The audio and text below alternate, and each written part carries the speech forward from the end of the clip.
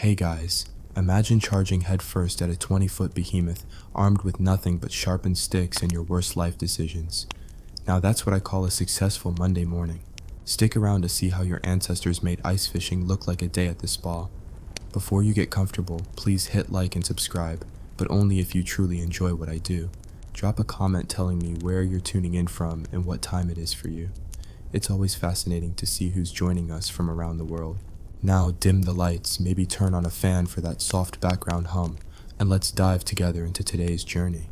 You wake up with a start, blinking into a world where woolly mammoths roam free, and your only companions are a couple of equally clueless cousins and a stone knife that's about as sharp as a soggy cracker. Congratulations, you've just volunteered for the Pleistocene era's most ill-advised extreme sport, mammoth hunting. Spoiler alert, you won't survive this. It all begins with a pep talk that could make a motivational speaker weep. Your tribal chief, a burly fellow with more scars than a half-melted chocolate bar, stands on a makeshift platform, basically a large boulder, and announces, "We strike at dawn." His booming voice echoes across the tundra, sending echoes of despair into your soul. You glance at cousin Grook, who's trying to fashion a spear out of a branch, and what looks suspiciously like last week's dried mammoth dung. You start questioning every life choice that led up to this moment. Sunrise arrives with all the subtlety of a trebuchet launch. The herd of mammoths, each the size of a small castle, grazes peacefully in the morning mist. Their shaggy fur glistens with dew, and their massive ivory tusks curve like the horns of an enraged bicycle. You, dressed in what can generously be called fur chic, approach with the elegance of a stumbling hippo. The plan, as explained by the chief, involves flanking the herd, scaring them toward a cliff, and watching gravity do the heavy lifting. You nod along because asking questions is not how survival tends to work. Flanking a mammoth herd is less like a coordinated military maneuver, and more like a game of tag where everyone forgot the rules. You signal cousin Grook, who signals cousin Ugg, who promptly signals a nearby saber-toothed cat instead. Helpful. Before you know it, you're sprinting across frozen mud, spear raised high, adrenaline pumping through your veins like an over-caffeinated squirrel. The mammoths notice. Their big brown eyes fixate on your tiny, terrified figure, and they start lumbering in your direction, tusks glinting. At this point, your survival instincts kick in, namely, the urge to flee with all the dignity of a bobcat on roller skates. But your relatives, in a fit of tribal solidarity, have begun a rallying cry. A deafening roar that might have worked on a wild boar but just seems to confuse a mammoth.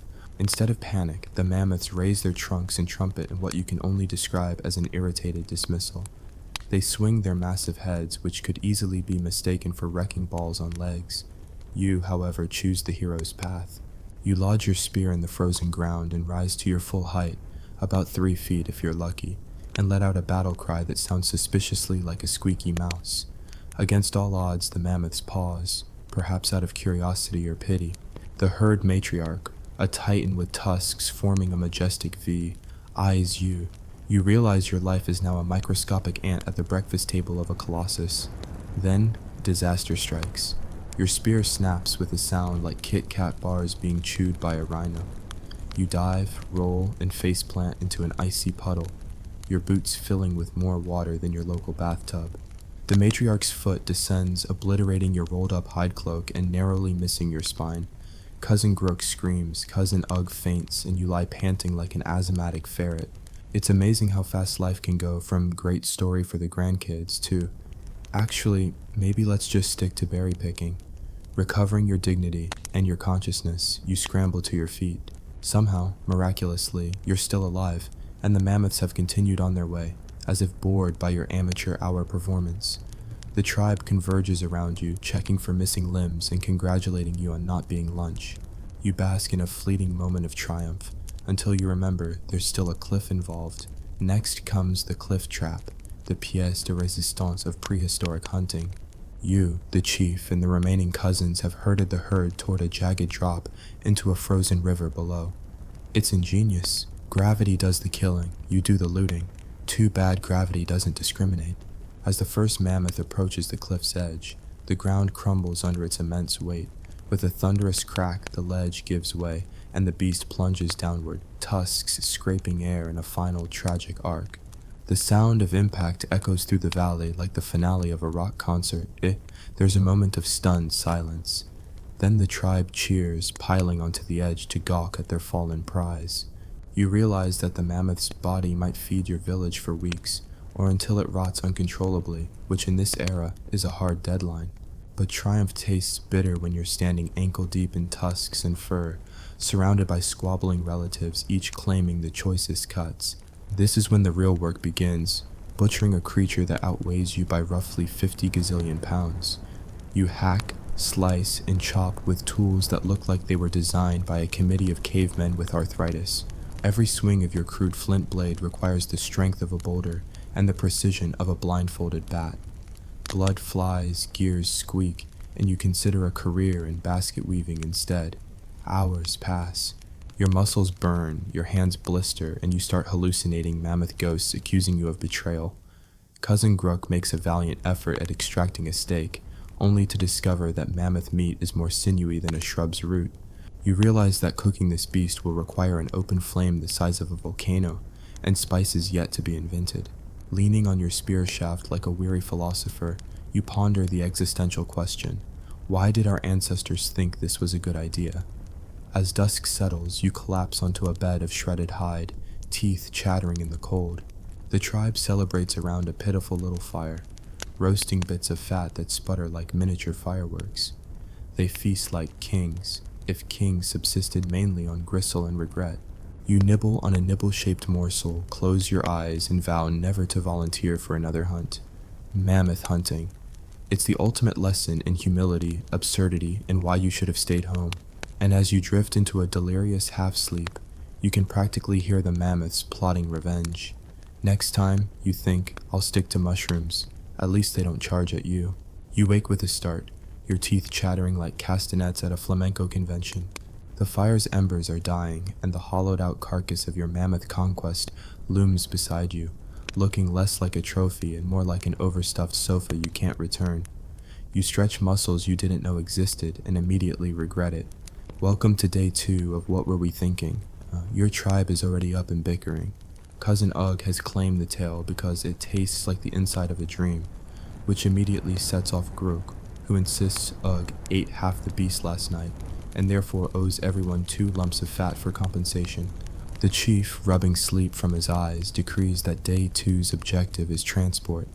Get the meat back to the village before it turns into a mammoth-shaped science experiment. You're handed a crude sledge made of logs lashed with hide straps. Congratulations.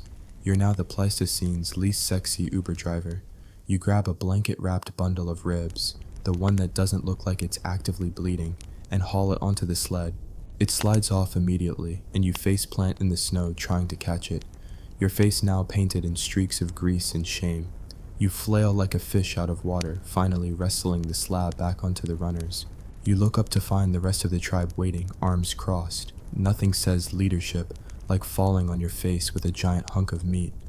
Mounting the sled with dignity levels already at 0, you set off. The sled jerks, yanks, and threatens to break into matchsticks with every bump. For every step forward, you slide back half a dozen. Soon, you're sweating through layers of fur despite the sub-zero air. Sweat and frozen mammoth fat drip into your eyes. You blink through the blur, wondering if snow blindness is less embarrassing than sliding ass first behind the sledge for all your relatives to see. A half-mile in, disaster strikes. One of the runners snaps. You hear it crack like a whip. You skid into a snowbank as your precious cargo cartwheels off the sled and tumbles downhill. You sprint, and by sprint we mean a panicked shuffle. After it, leaping through snowdrifts like a deranged rabbit, you grab the ribs just before they plunge into a frozen creek. You're soaked to the bone, clutching cold, slimy meat, and your tribal buddies just watch this entire spectacle. You tuck the ribs under your arm, simulating a heroic pose for their benefit, even though you look like a drowned badger. Back on the sled, you jury-rig the broken runner with a leafy branch and some sinew. It's less an axle repair and more a desperate Hail Mary, but it gets you moving. Sort of. Every few yards, you have to hop off, readjust, and reinflate your ego. Grook, standing on the sled's back, hurls motivational grunts your way. Think, you can do it if it is defined as hauling 5 tons of meat uphill with your face. By midday, the sun weakly peeks through clouds, giving you a false sense of warmth, before vanishing like a ghost. You pause to rest, pulling out a piece of boiled mammoth fat, because even prehistoric hunters need snack breaks. You take a bite and immediately regret it. It tastes like chewing on a rubber boot that someone forgot to clean. But hunger trumps taste, so you chew on, nodding appreciatively like a food critic who's been starved for a week. Spirits, already low, sink further when a pack of ravenous wolves appears on the ridge. They circle at a cautious distance, eyes gleaming as if waiting for your baked offerings. Cousin Ugg shrieks, grabbing a chunk of raw tripe and hurling it into the snow to distract them. The wolves pounce in unison, tearing into the meat with more finesse than your entire hunting party. They lunge, jaws snapping, mocking you with every crunch. You could try scaring them off, but you left your big scary beast noise, bravado back at the cliff trap. Instead, you silently pray that the hide straps hold and that Mother Nature takes pity on your pitiful group. Eventually, the wolves grow bored of your sad feast and vanish as abruptly as they appeared. You're left staring at the torn remains of your sled's cargo, feeling like the world's worst grocery delivery service. You continue your trek, fewer ounces of meat, but twice the wounded pride. Late afternoon brings your next challenge. River crossing. The chief has spotted a narrow ice bridge, and you're expected to guide the sled across without it breaking. You step gingerly onto the ice, testing each square inch like it's rigged with dynamite. You can hear the sled's runners crackling like miniature flamethrowers. Midway, the ice groans ominously and cracks in a web pattern. Your heart skips a beat. You're about to become a human submarine. In a moment of clarity, you leap off, dragging the sled behind you and hitting the bank in a heap. You're wet, bruised, and momentarily convinced that hypothermia would have been a merciful end. You make it across, the sledge miraculously intact, though your dignity lies in pieces on the riverbank. The chief summons you over, his eyes narrowing. You expect the great hunter commendation, maybe a shiny flint spear as a token. Instead, he hands you a slab of unappetizing mammoth organ meat. For your strength, he says. You suspect this is code for, we've nearly lost all the good parts thanks to you. Dragging the final pieces uphill, your shoulders scream in protest with every step. Your legs wobble like a newborn calf, and every grumble from your belly is a reminder that dinner is still hours away. The village finally comes into view, a cluster of huts around a central fire pit that looks cozy by comparison. Relief floods you. You've almost made it. Almost. Then, as if the fates themselves are rooting against you, you slip on a patch of ice. You go down hard, ribs flopping everywhere, and land face first in snow. The slabs of meat slide off the sledge, tumbling across the field. The villagers emerge, blinking at the scene. You, sprawled in the snow, surrounded by a carnivorous critter's dream buffet. A collective groan rises from the crowd. You hear someone mutter, "Why do we even let him hunt?" and realize that rescuing your reputation is now a higher priority than feeding an entire village. Despite the fiasco, the tribe rallies. They salvage what they can, carting broken chunks back to the huts. You stand up, dripping snow, meat scraps clinging to your hair, and take a slow bow. For the first time in your life, you feel like a true celebrity in the most spectacular fail category. That night, as villagers roast the rescued mammoth bits over a larger fire, you're handed the chief's ceremonial drinking horn. Inside, strong fermented berry juice that tastes like victory. Sort of. You raise the horn and acknowledge your fellow hunters. They cheer, partly because of the booze, partly out of relief that you survived. You clink horns with Gruck and Ugg, each of you trading war stories of broken sleds, stubbed toes, and the time you thought you could outsmart gravity. It's bonding in a primitive, we almost froze to death together way. You settle down on a log, nursing the horn's final drops. The firelight dances on the carved ivory tusks decorating the chief's seat, each one a trophy from hunts long past. You glance at them, majestic, imposing, and utterly oblivious to your comedic catastrophe. You think about tomorrow, hauling hides, splitting bones for tools, maybe improving that wretched sled. But for now, the embers crackle, your muscles throb, and you're surrounded by survivors, even if you're surprised to count yourself among them. As sleep creeps in, you reflect. Mammoth hunting might be the dumbest idea anyone ever had, but it certainly makes the other prehistoric chores, like gnawing on dried fish or constructing fireproof pants, look downright relaxing. You curl up beneath your patchwork blanket, dreaming of a simpler life. Maybe berry picking, rock polishing, or perfecting the art of cave painting. Anything but hauling giant meat sleds through frozen rivers. Tomorrow, you'll wake to the same savage wonderland, sharpen your flint, and face another odious task. But tonight, you rest in the glow of a barely edible feast, surrounded by a tribe that somehow still thinks you're a competent hunter. You're battered, bruised, and hungry, but against all odds, you still stand. Or at least, you're not flattened under a mammoth's footprint. Small victories matter. Sleep claims you. The last thing you hear is the chief's gruff voice, murmuring something about, "Next time, we bring more hunters and fewer celebrities." You smile in your sleep, because honestly, if you survive another day, you'll deserve a medal. Or at least a better sled. Part 2, complete. Only 2 more acts of prehistoric absurdity to go. You wake to the sound of chisels striking stone and the pungent scent of curing hides, the prehistoric spa treatment nobody asked for. Yesterday's mammoth feast has become today's leather workshop, and you're the star apprentice. Congratulations. Instead of hauling meat, you now get to scrape off every last bit of fat, sinew, and existential dread from the hide. Spoiler alert, this doesn't get any less fun. First order of business, tanning. Your tribe has decided that tomorrow's forecast is sub-zero with a chance of hypothermia, so warm garments are non-negotiable.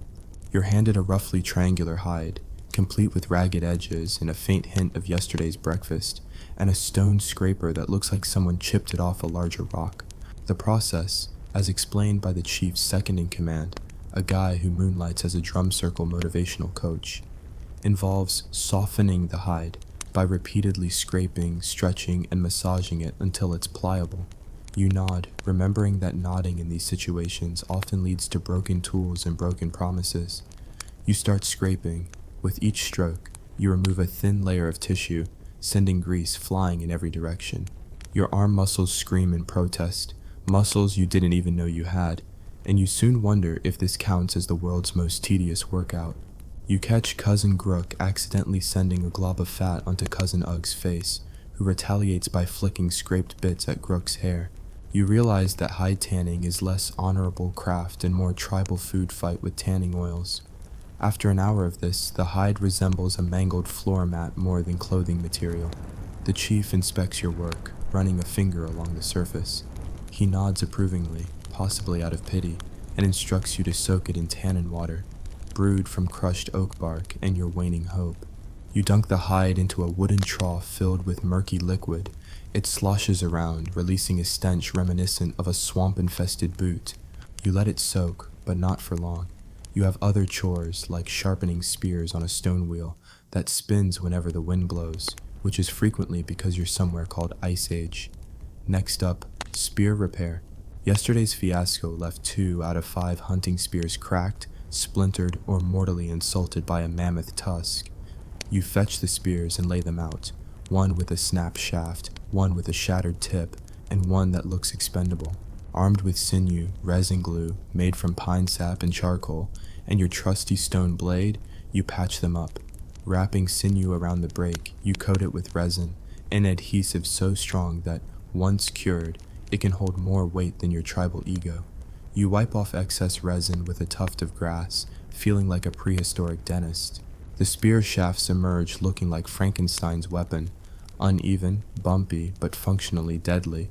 With spears mended, you're given a celebratory chunk of mammoth hide to fashion into a quiver. You cut the hide into a long rectangle and fold it into a pouch, securing the sides with leather thongs. You punch holes with a sharpened awl. A sharpened rock feels just as effective, and lace the edges together in a process that feels half tailoring, half torture. Finally, you slip the spears inside, admiring your handiwork. It's ugly but practical, like a potato carved into a helmet. Afternoon arrives, and the chief summons you to move camp. The village has outgrown its prime mammoth feasting location. Plus, the river's fish are few, thanks to yesterday's accidental river cleanse, when 3 mammoths toppled in. You pack your remaining belongings, 2 slabs of questionable mammoth bacon, a half-mended spear, and that hide-turned quiver, and set off across frozen plains toward the new hunting grounds. The trek is 5 miles, which is about 4.5 miles too many when you're lugging gear and trying desperately not to contemplate whether your ancestors regretted inventing migration. Halfway there, the ground trembles. You freeze mid-step, your breath forming clouds in the frigid air. Ahead, dust plumes rise on the horizon, herds of reindeer migrating south. The chief grins, eyes glinting with predatory delight. "Reindeer are fast," he says, "so we must be faster." You swallow. Yesterday you couldn't outrun a charging mammoth, and today they expect you to race antlered gazelles. You glance at your patched spears. Maybe this time you'll demand better tools. The hunt begins with a stealth approach. You crouch low, a boot sinking into snow, and inch toward the herd. The reindeer prance with delicate hoofbeats, oblivious to the encroaching doom. You raise your spear, heart thundering. You throw it with all your might, but gravity betrays you, and the spear arcs downward, embedding itself in the snow a good 10 yards short. The herd snorts in alarm and bolts, antlers glinting. You scramble to retrieve your spear, chasing after them like a caffeinated squirrel. The herd fans out, separating into smaller groups, making your task exponentially more difficult. You pick a target, a lone buck at the periphery. You stalk, careful to minimize noise, difficult when you're wearing patched leather that squeaks with every step. You get within 20 feet and hurl your spear. This time it flies true, piercing the buck's shoulder with a satisfying thunk. The reindeer squeals, bounding forward for 50 yards before collapsing.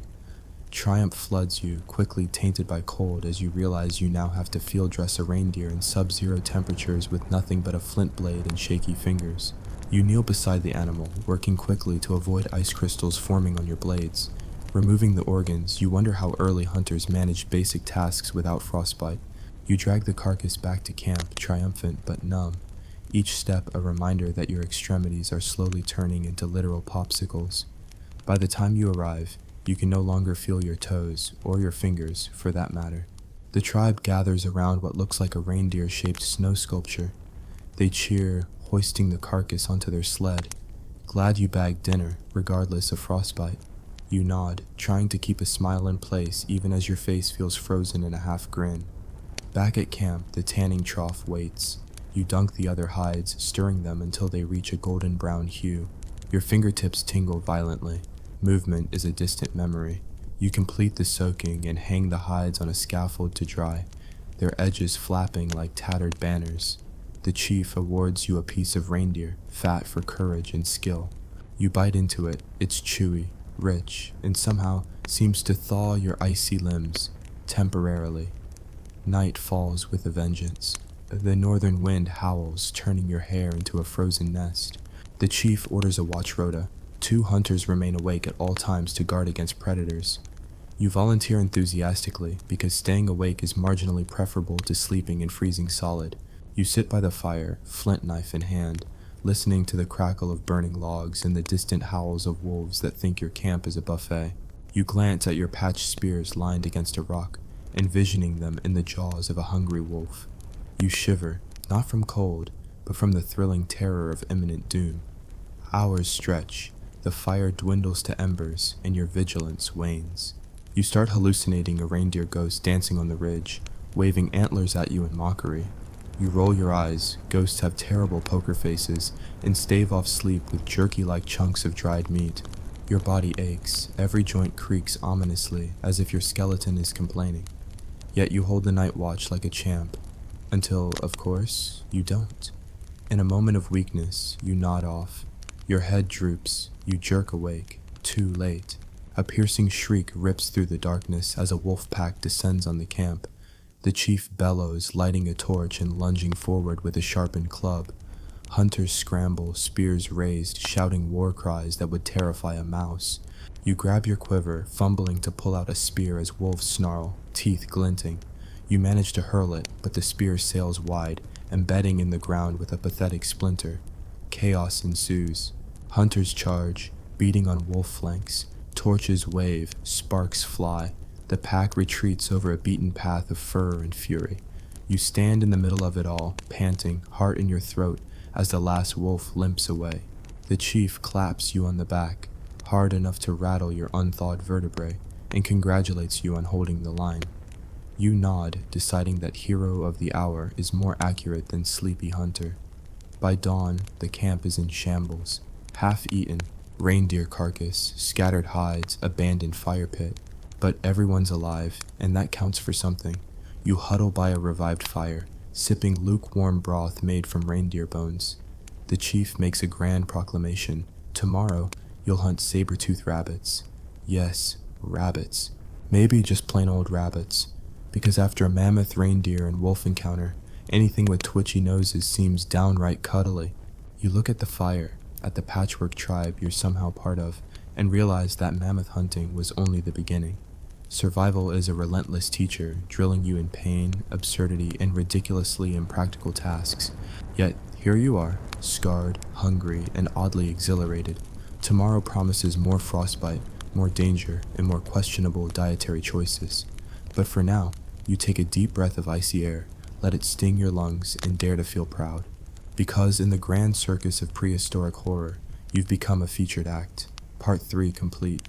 Just one more act of ice, absurdity, and ancestral faceplants to endure. You awake to the muted crackle of the communal fire and the lingering echo of last night's near-wolf massacre. Today is not about hunting beasts of legendary size or outrunning hoofed missiles. It's a day of reckoning, the final chapter in your accidental career as prehistory's most overworked. Today you face the true trial of a hunter, hauling home glory, distributing spoils, and trying not to freeze solid or embarrass yourself in front of your entire tribe. First light finds you ripping the last reindeer hide from the scaffold. It's stiff from the night's frost, but supple enough to become winter boots, an essential upgrade from last season's soggy booties. You hack and fold, using your patched sinew quiver as a work surface, and lace up the hides around your feet. They fit like slippers sprayed with pine tar. Snug, functional, and slightly aromatic. You flex your toes, testing your balance, and nearly topple over, because prehistoric footwear is about as user-friendly as a saber-toothed cat. With each tribe member fitted in new leather gear, you prepare for the final haul, the extraction of the mammoth carcass from its icy tomb. It lies half submerged in a cliffside snowdrift, a frozen monument to yesterday's glory and your ongoing torment. The plan is straightforward. Lever it out with wooden poles, load it onto a makeshift travois, and drag it back to the village in one heroic sweep. The chief has even promised a celebratory feast tonight. A mammoth steak so rare that it counts as raw, remnant organs, and maybe even a medal carved from tusk. You shoulder the first pole and wedge it beneath the mammoth's flank. The tribe heaves in unison. For a glorious 2 seconds, the carcass shifts, then grinds to a halt as the axe-webbed cracks echo through the valley. You slide backward into a snowbank, spewing apologies, grease, and leftover confidence. Grook shouts encouragement. Again! While Ugg yanks on his end, turning the whole affair into a macabre tug-of-war. Finally, the mammoth budges, inch by icy inch, and you all scramble forward, chanting like a dysfunctional sports team. By midday, you've moved the carcass 40 feet. Progress is measured in millimeters, and morale and hot broth rationed by the chief's second in command. Your back aches, your flint knife rattles in your belt, and every breath tastes of ancient mammoth fat. Yet, you press on, because quitting means turning tail and admitting defeat to an extinct species. The travois squeaks as it drags over rocky ground. At one point, the runners hit an outcrop and snap, sending the mammoth mass careening forward. You dive to hook a strap around its tusk, fingers numb, nails cracking.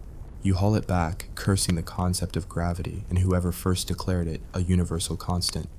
Late afternoon brings you to the village outskirts. Children scamper out, faces pressed against your frosty caravan, marveling at the size of your prize. Grandmothers clutch shawls to their chests, whispering legends about mammoth hunts of generations past. You puff out your chest, channeling heroic hunter vibes, and trip over a stray bone fragment. You tumble into the snow, tusk end first, sustaining what may be the first recorded mammoth faceplant. The crowd gasps, then cheers, because in the Pleistocene, any spectacle is entertainment. Once upright, after waddling like a tipsy woolly elephant, you guide the carcass into the communal butchering pit. Here, the real spectacle begins. Villagers gather around as skilled butchers carve slabs of meat with precision born of necessity. Onlookers eye the muscle fibers, fat marbling, and potential for soup stock. You stand back, ache flooding every inch of your body, and realize that your suffering has become their salvation. You've achieved true greatness. Epic failure turned communal feast. The chief proclaims, "Let the feast of frozen giants begin," and orders horns filled with fermented berry mash. You raise yours. The taste is potent, fruity, and slightly fungal, like victory mixed with a science experiment. You clink horns with Gruck and Ugg, sharing a grin that says, "We made it." Barely.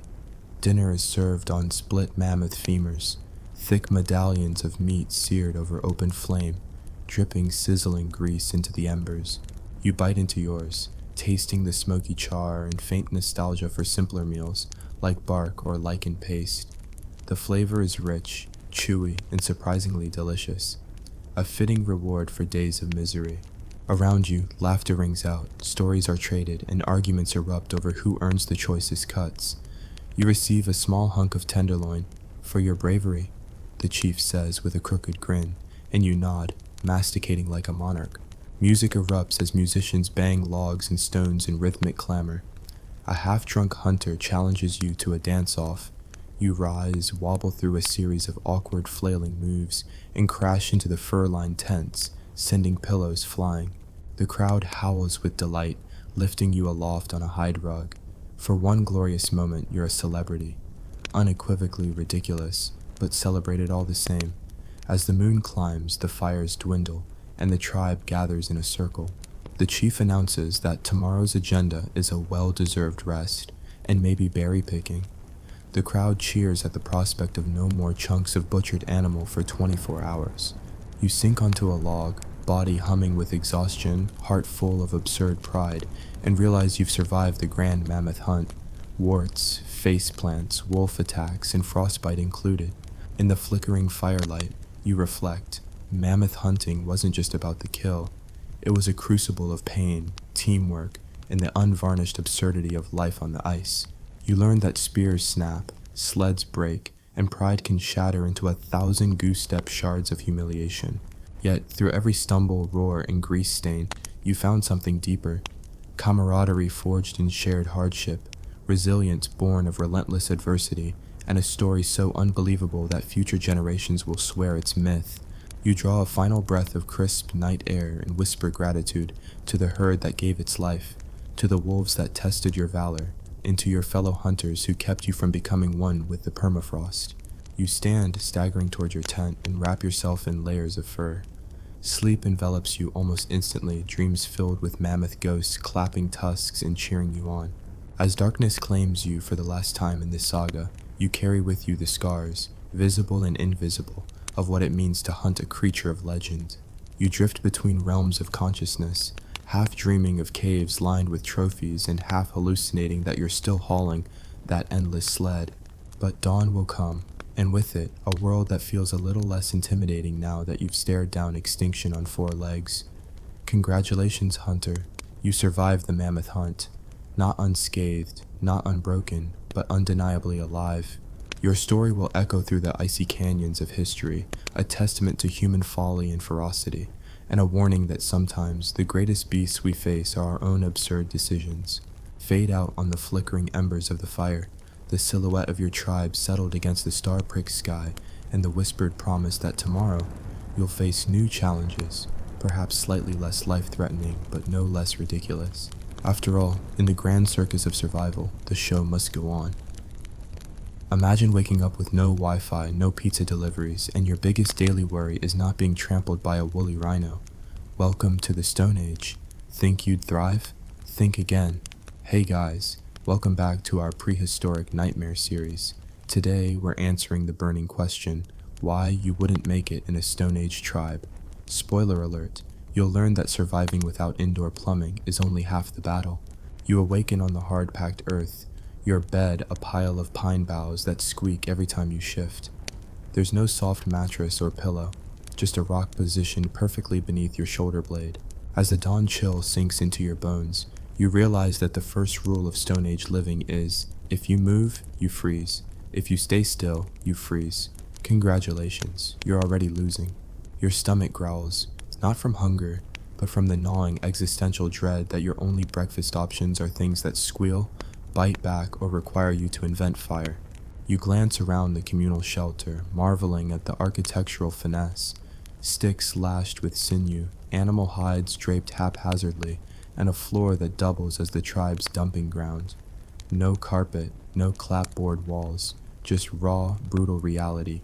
Morning chores commence immediately. You're handed a stone hand axe, aka the world's least ergonomic screwdriver, and instructed to gather firewood. Imagine lugging heavy logs through knee-deep mud while mosquitoes the size of sparrows feast on your ankles. You swing your tool like a toddler with a toy, each chop producing more sparks of despair than usable kindling. Behind you, Cousin Grook effortlessly shatters a log with one strike. Just one, while you've spent 15 minutes producing nothing but sawdust and sore biceps. With wood in tow, you stagger back, arms trembling, and help stoke the communal fire. No automatic ignition here. You crouch over a pile of dried grasses and rub 2 sticks together until your palms bleed and still nothing lights. The chief steps in, whips out a sparkstone, and ignites the blaze in 2 seconds flat. You stare, mouth agape, thinking, if medieval peasants mock me for my cooking, wait until I admit that flint is my archenemy. Breakfast is a questionable broth of foraged roots, chewy, bitter, and perhaps alive. You chew mechanically, trying not to taste the microscopic insects inadvertently included. As you swallow, the chief assigns you to spear sharpening duty. Outfitted with a rough sandstone slab and a half-broken spearhead, you file away at the edge until it resembles a dull butter knife. Meanwhile, Cousin Ugg zips through 6 spears, each sharper than your sense of optimism. By mid-morning, it's time for the group hunt. The plan: surround a small herd of deer, drive them toward a natural cliff trap, and watch Mother Nature handle the kill. You trudge to your assigned ambush point, sinking into mud that claims your boots with every step, hiding behind a bush that immediately gives you away, rustling like a popcorn machine. You realize stealth is not your forte. Your position is so obvious that the deer peer at you curiously, as if wondering whether you're prey or just a bizarre shrub impersonator. The chief's whistle pierces the air. From the ridge, your tribe mates begin shouting and waving hides to herd the deer. They dash forward, but you stay rooted, paralyzed by the dread of what comes next, throwing a spear. You raise your arm, aim at the nearest deer, and instead of hurtling forward, the spear slips through your grasp, bounces off a rock, and sails harmlessly past a startled squirrel. The deer bolt in every direction, leaving you to stand alone, panting, spear in hand, wondering how your ancestors ever survived without YouTube tutorials. Once the vacuum of failure clears, you regroup at the kill site, dozens of deer hooves clattering off stone, not a single one injured. The chief sighs, whistles, and orders a fallback plan, impromptu squirrel skewers. You're ecstatic. Small game. Less chance of death, until you discover squirrels are tiny, fast, and your spear is still lodged halfway into last night's log. You watch in silent horror as Cousin Grook lunges, spears one, cooks it over the fire, and celebrates with a grin meant specifically to rub salt in your amateur wounds. Afternoon tasks pivot to stone tool production. You join a circle of artisans pounding flint with hammerstones, chipping off flakes to fashion blades, scrapers, and awls. Your first attempt produces shards so irregular they'd be useless even as paperweights. Each strike jars your arm, and you long for ergonomic power tools. After an hour, you manage a single scrap that barely fits in your palm. Meanwhile, Grook's creations line the ground, sleek, symmetrical, deadly. You hold your pathetic flake against the sun, hoping its reflection will blind predators, or at least rival Grook's shine. With tools in hand, or barely in hand, the tribe moves to hide preparation. You're handed yesterday's deer hide, crusted with dried blood and grime. The tanning process requires scraping off fat and flesh, then soaking it in a stinky oak bark brew. You begin scraping with a curved stone implement, each stroke sending fat globs flying onto your face and clothes. Your arms burn, your back aches, flecks of hide stick to your skin like sandpaper. After 2 hours, the hide looks like a mangled blanket, ragged edges, inconsistent thickness, and a lingering aroma reminiscent of a swamp. As you wring out the hide in the bark bath, a wave of nausea hits. The tannin water is a murky brown slurry that bubbles ominously as if alive. You hesitate to dunk your fingers again, but the chief's second-in-command eyes you expectantly. With a deep breath, you plunge the hide in, and immediately regret it, scrabbling back like you've touched lava. You force yourself to wait 20 minutes until the hide absorbs enough tannin to transform from food-grade squish to wearable leather. You pull it out, dripping like a soggy rag, and drape it over the drying rack, hoping the stench will disperse before you have to wear it. Evening descends with a bone-chilling wind. Dinner is small roasted rodents on skewers, washed down with a bitter fermented berry mash that tastes of regret and fungus. The tribe huddles around the fire, laughing and trading stories of the day's triumphs and your epic disasters. You force a laugh, nodding as they recount how you almost set yourself ablaze trying to relight the campfire, or how your hide scrap flew off into the darkness when you yanked it from the bath. As the communal hearth dies down, the chief announces the final rite, night watch. 2 hunters patrol the perimeter for predators, while the rest sleep on the softest hides the tribe possesses. You volunteer eagerly, no way you're sleeping on the frozen ground again. Moments into your patrol, you realize wolves roam these parts. You grip your spear, heart pounding, and walk the perimeter in a trance of hypervigilance. Every twig snap sends you into a panic. Every shadow morphs into snarling jaws. You stagger back at dawn, convinced you've single-handedly scared off an entire pack, only to find no footprints, no bones, just your fraying nerves. When morning light breaks, you return to the village, pale and exhausted. The chief studies you for a beat, then pronounces, "Stone Age life isn't for everyone." He pats you on the back with enough force to jar your spine. You nod, too weary to speak, and that, dear viewers, is just day 1. If you think Stone Age living looks romantic, think again. No showers, no dental care, no guarantees you'll survive until breakfast. Stay tuned for part 2 where things get even more prehistoric. You stir as the first pale shafts of dawn pierce the smoldering embers of last night's fire. Your bones ache in unfamiliar ways, each joint protesting like an overworked lever. But there's no time to linger in your hide-lined coffin. Day 2 in the Stone Age tribe awaits, and it's already plotting to break you. Your first order of business, river crossing, the chief has declared that the best flint deposits lie across the icy stream, and he needs every able-bodied member to prospect. You stare at the churning torrent, whose surface is part ice, part rushing water, and wholly formidable. There is no bridge, just a precarious logjam that someone chained together with sinew and 3-day-old optimism. You step onto the first log. It groans ominously, tilting beneath your weight like a seesaw rigged by angry squirrels. You shift your balance, arms flailing, and nearly topple in. You catch yourself on a protruding branch, only to realize that you're now sprawled halfway across the log, one leg dangling in the freezing water below. You hoist yourself up, dripping and jittery, wondering if your ancestors invented hypothermia just to keep people off frozen rivers. Midway across, you hear a crack, louder than any crack you've made on spears or hide scrapers. A massive sheet of ice shears off upstream and slams into the log jam, sending logs rolling like barrel bombs. You scramble, heart in your throat, clawing at the wood as everything shifts violently. Your heart races as you narrowly avoid being swept away. Finally, with all the elegance of a drowning possum, you collapse onto the opposite bank, chest heaving and dignity in pieces.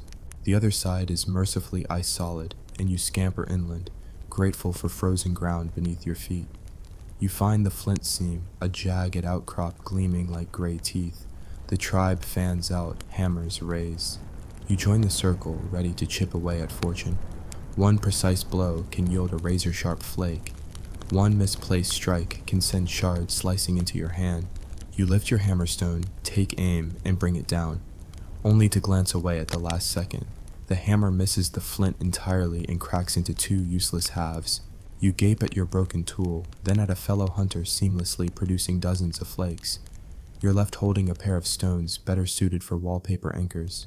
Stripped of hammer, you resort to using your backup tool, a chunk of deer bone tied to a stick. It's less effective than a paperweight, but the only option. You hack at the flint, each strike sending tiny micro-shards ricocheting around you. After what feels like an eternity, you carve out a few jagged flakes. They're irregular, chipped, and liable to cut your palm as soon as you pick them up, but technically, they're flint tools. You gather them up, shove them in your sash, and limp back to the crossing point, blistered but triumphant. Next up, the mammoth fat rendering pit. Yesterday's village feast yielded more fat than stomachs could handle, and now that fat must be rendered into grease for tool lubrication, hide conditioning, and the occasional makeshift candle. You enter the pit area, essentially a shallow hole in the ground filled with mammoth fat chunks, animal bones, and dismembered sinew. A near-boiling stew of grease simmers over hot stones. You're handed a long wooden stick for stirring. You plunge the stick in, the viscous mass clings to it like the world's greasiest smoothie. You swirl, stirring until the fat liquefies into a glossy golden broth. The stench is overwhelming. Rancid butter meets ancient gym socks. You dip a bark cup into the pool and sip, because the chief decreed you must appreciate the fruits of labor. The taste is vile, metallic, cloying, and nauseating. You force it down, earning a grunt of approval from the chief, who snaps, "Proper appreciation builds tribe morale." You nod, feeling morale shatter in your stomach. With grease rendered, you apply it to yesterday's hide boots. The leather surrenders its stiffness, becoming soft and surprisingly water-resistant. You tug them on and flex your toes, no more soggy slippers. You beam at your reflection in a puddle, only to realize your face is smeared with greasy streaks. You pat your cheeks, leaving greasy handprints that shimmer in the sun. You've never felt more fossil-like. Just then the chief bellows, "Bear patrol!" A mother bear and cub have been spotted near the berry patch, and the supply of summer berries is vital. If the tribe misses this season's harvest, winter will be a chorus of growling stomachs. You and 3 others are chosen to scare the bears away by making as much noise as possible. Essentially, you're the world's worst kindergarten improv troupe tasked with out-yelling an enraged Ursine family. Armed with hide drums, bone whistles, and your own voice, the least effective weapon, you march toward the patch.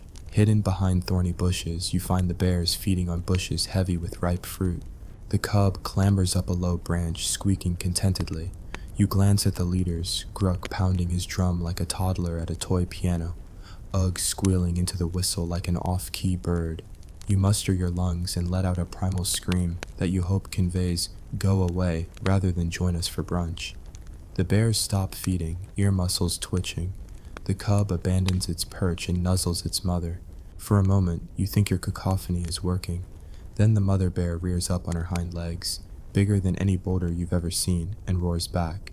The sound rattles your bones and sends a wave of panic through your group. Gruck's drumsticks clatter to the ground. Ugg drops the whistle. You freeze, eyes wide. The mother bear drops back on all fours and saunters toward you, unimpressed. At the last possible moment, you all scatter, crashing through underbrush like spooked rodents.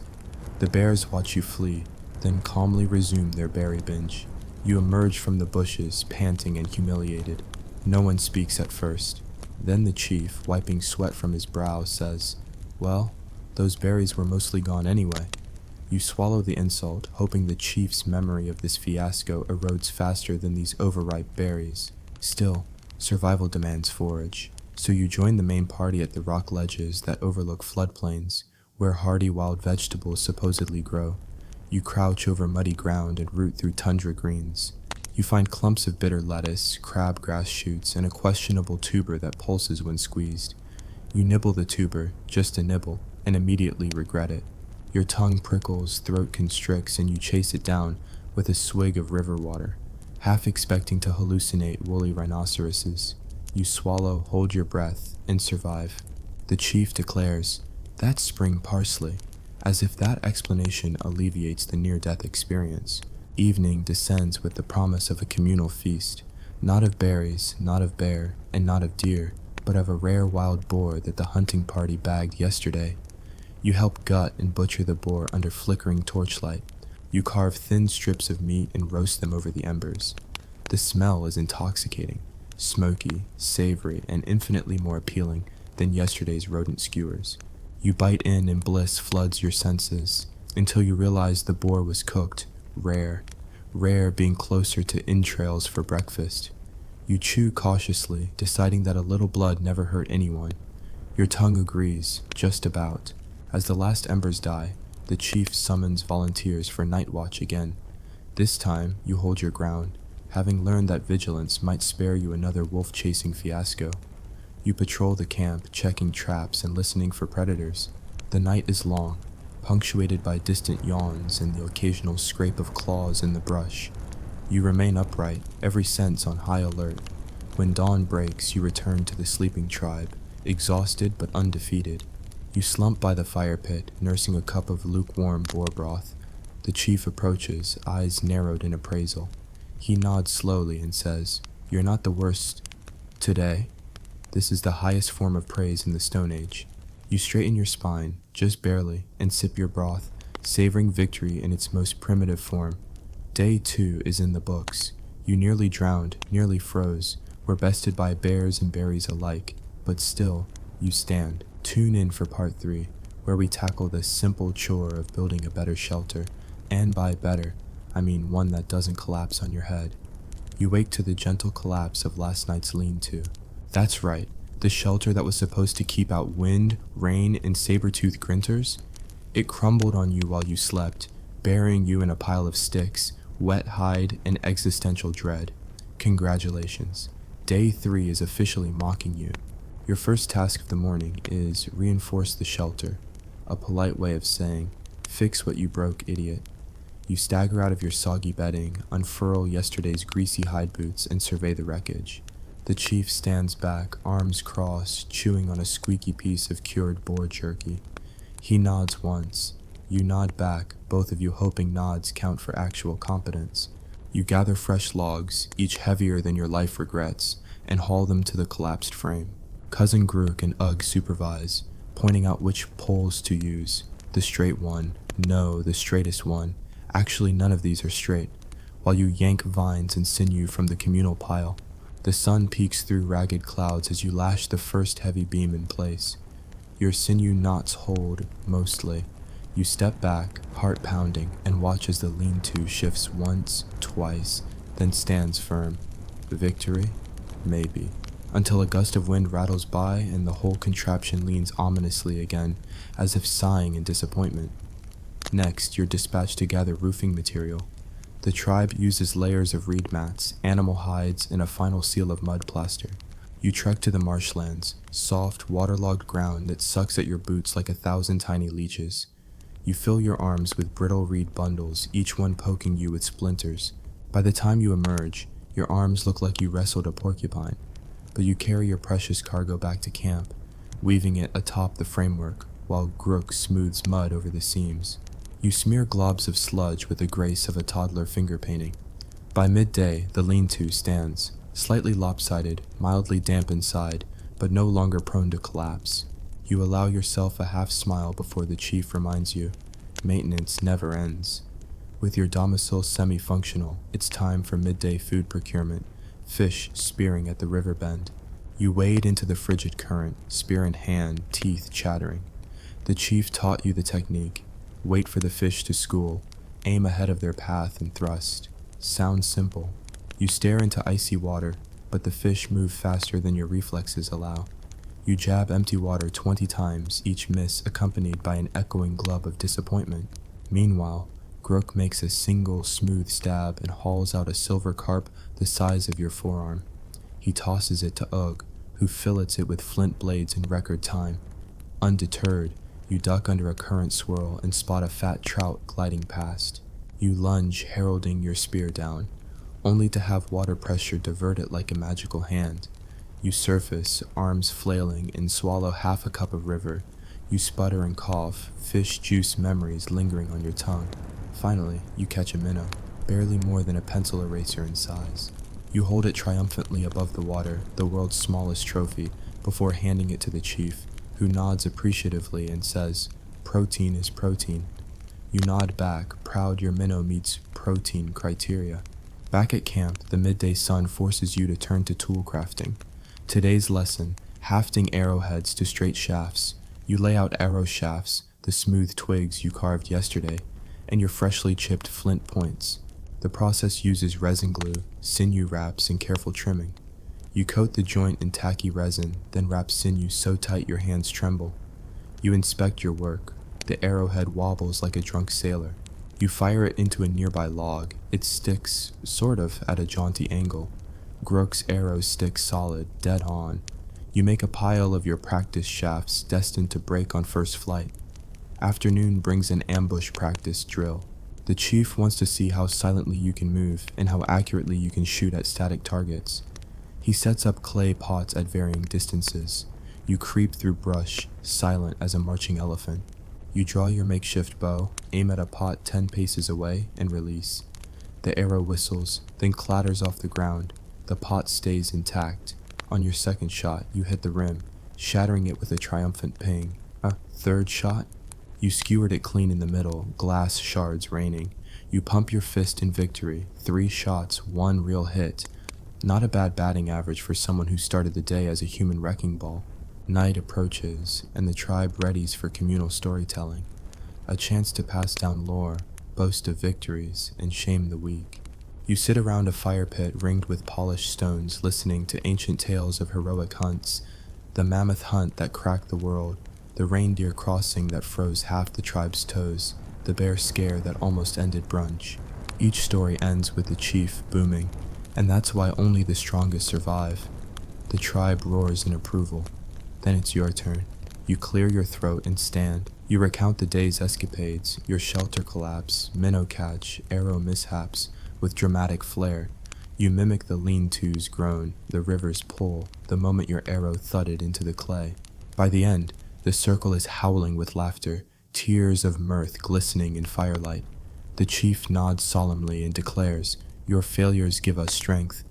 You bow, feeling oddly proud. You've become the tribe's comedic relief. As embers glow low, you're assigned night watch again, this time in rotation with Grook. You patrol the perimeter, leaning on your bow. The stars above glitter like flint shards against black velvet. You feel not panic, but a calm vigilance forged by 3 days of carnage. The night is cold but quiet.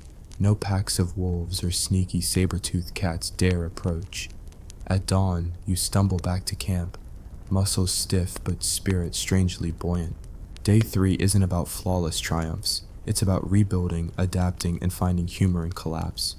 You've reinforced your shelter, wrestled with the river, crafted tools that mostly work, and even earned your stripes as a storyteller. Tomorrow promises the final test, a full-scale hunt of a mid-sized herd, requiring stealth, coordination, and a moment of genius you may or may not possess. For now, you collapse into your slightly damp lean-to, dreaming of softer beds, predictable meals, and the sweet relief of civilization, which of course won't exist for another 8,000 years. But you've survived 3 days already, and in the Stone Age, that's practically immortality. Rest well, because part 4 awaits, and it's going to be gloriously brutal. You wake before dawn, heart pounding with anticipation, and not just because another day of prehistoric chaos awaits. Today is the grand finale, the mid-sized herd hunt. By end of sunrise, you'll either be a hero, a legend, or a cautionary tale whispered by future generations. No pressure. The tribe assembles in the cold gray light, war paint smudged on faces, sinew-bound weapons gleaming.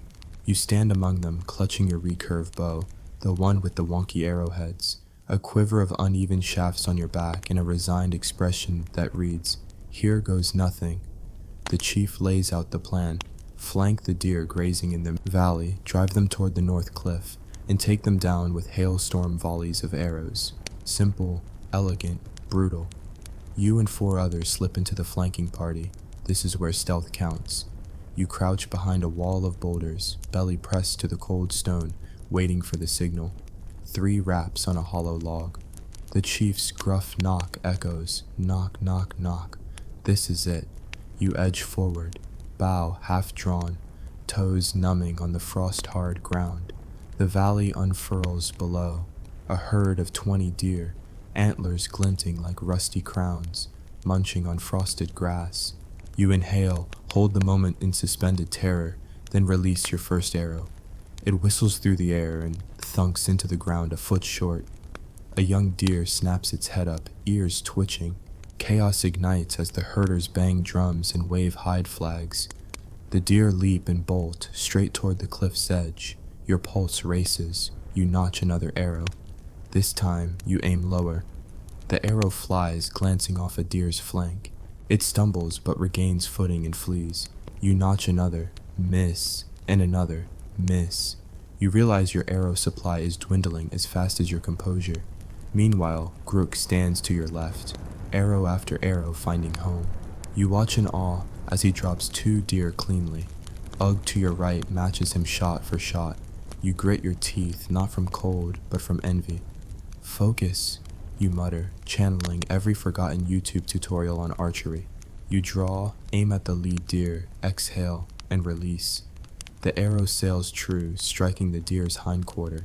It squeals, stumbles, and crashes into the underbrush. Victory, of a sort? The herd shrieks in panic, running madly. Several catch the cliff's edge, slipping over with thunderous thuds. The ground trembles, dust and debris cascade below. The hunt's gravity harvest phase begins. The survivors scatter, and you quickly knock what remains of your arrows, 6 left, and move to intercept those fleeing south. You sprint, bow in hand, boots crunching on frozen earth.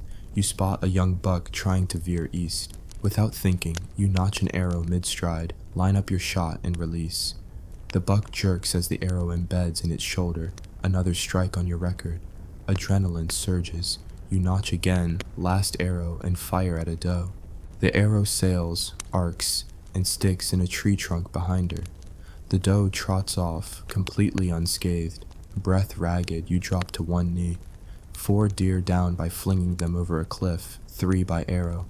Not bad, until you count your arrows, 0. You look to your left. Grook has spare fletched shafts in his sash. You fumble through mud-caked pockets and retrieve 2 extras. You nod solemn thanks, knowing each arrow is a precious lifeline. As the herd scatter, you spot one final target, a massive stag wounded by cliff fall, pinned half submerged in snow between boulders. It's a dangerous opportunity. The stag's breaths come ragged, eyes wild. You creep closer, bow raised, heart in throat. You aim for the heart, exhale and release. The arrow strikes true. The stag collapses with a resonant crack, hooves kicking the air in a final protest. Silence blankets the valley. You exhale, adrenaline draining, replaced by a rush of awe. You did it. You, who couldn't catch a minnow, just felled a stag worthy of legend. The flanking group whistles triumphantly, and you allow yourself a brief grin before the chief's voice booms. Collect the kills. We move. You and the others descend into the frenzy, spears and knives at the ready. But this isn't over. You must field dress each deer, haul heavy carcasses to the extraction point, then return for more. The work is brutal, flaying hides, severing joints, loading bodies onto travois. Your muscles scream, blood spatters your face. The scent of warm meat fills your nostrils. You press on, fueled by resolve and the promise of a feast. By midday, 4 stag and 5 deer lie skinned and sectioned. The tribe hauls them in a line of sleds and drag ropes, inching through the snowy plain toward camp. You take the lead position, dragging the heaviest deer, your stag, across rocky ground. Each step jolts through your body, reminding you why shoelaces were invented. You stumble, drop the travois, and find yourself chest deep in snow, clothing stained with fresh blood and embarrassment. The tribe pauses, then helps you upright with grunts of support and veiled laughter. You stand, teeth chattering, and resume dragging. The chief strides beside you, nods once, and murmurs, "Not bad for a rookie." You nod back, too winded to speak, but inside you swallow a surge of pride. Late afternoon brings arrival at camp. Children emerge, gaping at the frozen bounty. Elders murmur in approval. Hunters clap you on the back. You unload your stag, each movement stiff with fatigue. The skins go to the tanners, the meat to the butchers, the bones to the tool makers. You watch as the fruits of your nearly broken back become tents, meals, utensils. Your efforts ripple through the tribe's daily life. As the sun dips low, torches flicker, and a grand feast is prepared.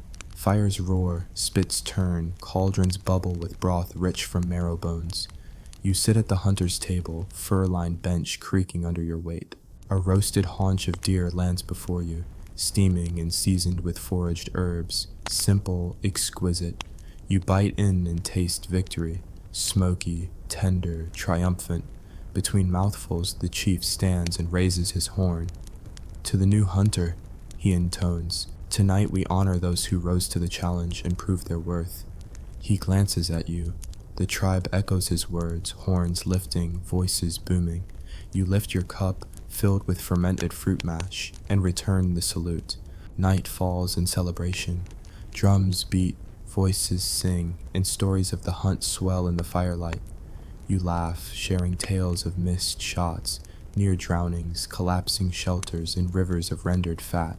Each memory, once a humiliation, now stands as proof of your journey from hopeless rookie to respected hunter. Before you head to your lean-to, now stable if still modest, you glance at the stars. The same sky that shone down on the first day of fumbling disaster now crowns you a survivor. In your arms you clutch a wolfskin cloak gifted by the chief, a token of belonging. You sink onto your pine bough bed, bones aching in chorus, and reflect on the odyssey. 4 days ago you'd have perished on day 1, flint shards in your hand, heart hollow with failure. But you endured. You learned to chop, carve, siege, and shoot. You molded hides, rendered fat, crafted tools, and faced beasts both large and small. You collapsed, rose, and pushed beyond the breaking point. And so, dear viewer, why wouldn't you make it in a Stone Age tribe? Because life then was less Instagram highlight reel and more guerrilla warfare against cold, hunger, and your own body. It demanded strength, cunning, and a willingness to bleed for each arrow, each shelter, beam, each gnawed marrow bone.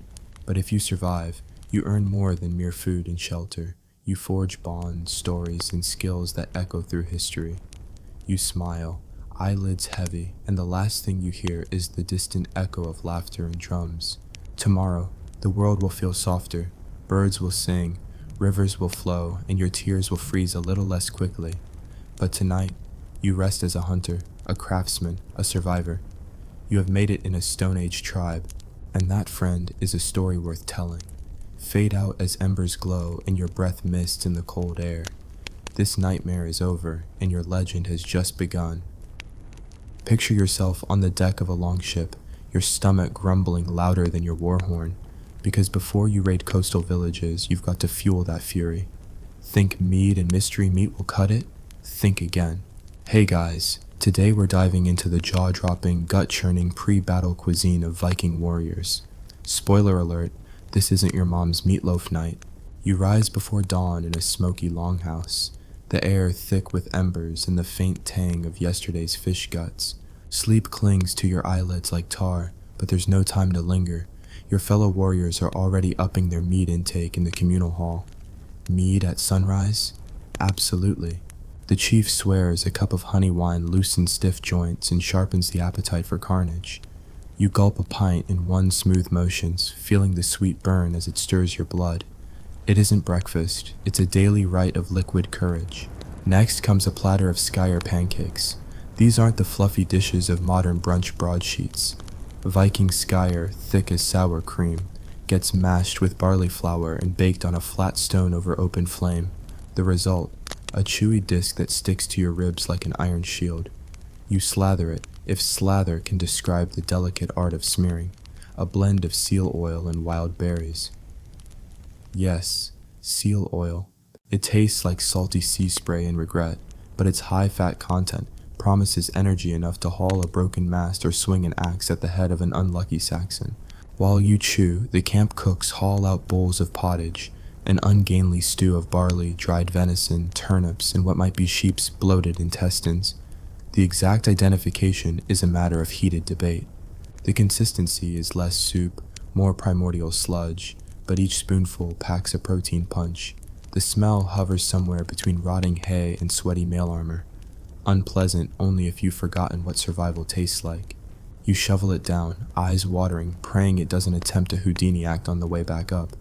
Between bites, the berserker beside you extols the virtues of dried fish skins and rock-hard beef jerky, both essential for Vikings on the move. The fish skins, scraped thin, are left to dry overnight on wooden racks. They crinkle like parchment and taste like processed ocean boardwalk. Jerky, however, is trickier. Lean strips of reindeer or boar are seasoned with salt, wild herbs, and smoke from juniper twigs. They're tough enough to saw through jawbones, but every chew pumps you full of iron and mythology. Suddenly, the horn sounds. All warriors to the deck. You belt the remainder of your mead, cast aside your wooden bowl, and haul your sword from its rack. But wait, there's one more ritual, the bone marrow feast. A platter of roasted cattle vertebrae arrives, each bone cracked open with a hammer. The gleaming marrow inside is scooped with flint spoons and devoured like liquid gold. It's rich, buttery, and teeming with the calories you'll burn tenfold on the raid. Plus, nothing says I'm about to kill you like fish oil breath and marrow-slick teeth.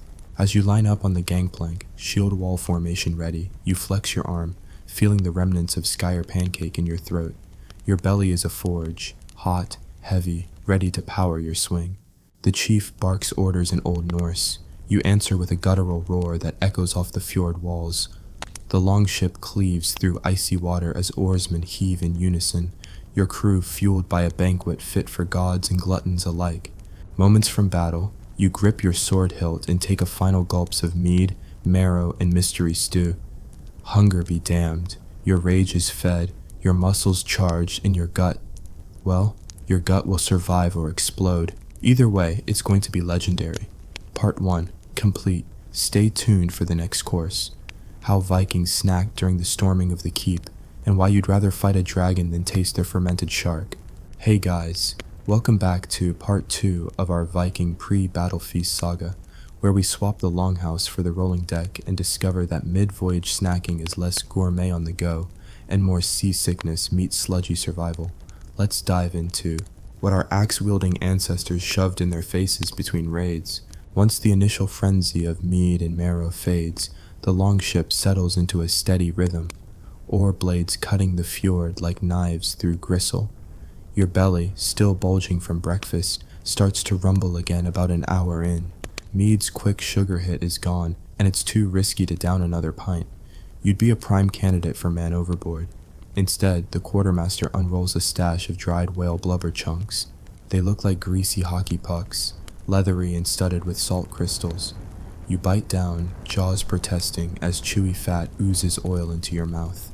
It tastes like a deep-sea dumpster, but it's the ultimate slow burn fuel. Hard to digest, impossible to spit out, and guaranteed to keep your muscles warm against the chill spray. Beside you, the half-drunk minstrel hands out horn-sized portions of blood pudding. Not your grandma's black pudding, but Viking style. Sheep's blood mixed with barley groats and seasoned with crushed juniper berries, then roasted in stomach casing. One bite releases a blast of iron and grain, gritty enough to scratch the roof of your mouth.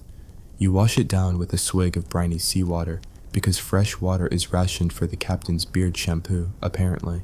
As the sun climbs, the ship's crew transitions from oars to sails. You use this lull to rummage through a woven basket of seaweed wraps. These are kelp sheets rolled around scraps of cured herring, leeks, and slivers of smoked elk. Each wrap is damp, flavorful, and slimy enough to double as body armor. You bite in, fish oils dribbling down your chin, and feel strangely virtuous.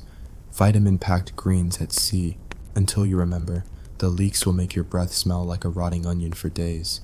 Midday brings the most coveted ration, Viking jerky bars.